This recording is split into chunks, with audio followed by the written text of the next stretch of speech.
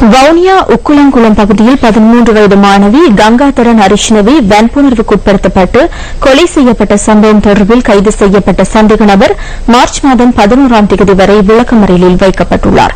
சந்தேக நபர் இன்று வவுனியா நீதவான் நீதிமன்றத்தில் ஆஜர்படுத்தப்பட்ட போது இதற்கான உத்தரவு பிறப்பிக்கப்பட்டுள்ளது. மாணவி கங்காதரன் அரிஷ்ணவி கடந்த 16ஆம் தேதி வீட்டில் தூக்கில் தொங்கிய நிலையில் சடலமாக மீட்கப்பட்டிருந்தார். இவர் பாலியல் வன்புணர்வுக்குட்படுத்தப்பட்டதன் பின்னர் கழுத்து நெரித்து கொலை செய்யப்பட்டு சடலம் தூக்கில் தொங்கவிடப்பட்டமை பிரேத பரிசோதனையில் உறுதி செய்யப்பட்டது. இதனைத் தொடர்ந்து வவுனியா போலீசார் முன்னெடுத்து வந்த விசாரணையின் போது கிடைத்த தகவலுக்கு அமைய சுருமியின் அயல் வீட்டில் வசித்து வந்த 35 வயதான ஒருவர் சந்தேகத்தின் பேரில் கைது செய்யப்பட்டதாக போலீஸ் ஊடக பேச்சாளர் உதவி போலீஸ் அத்தியட்சகர் ருவான் குணசேகர தெரிவித்தார்.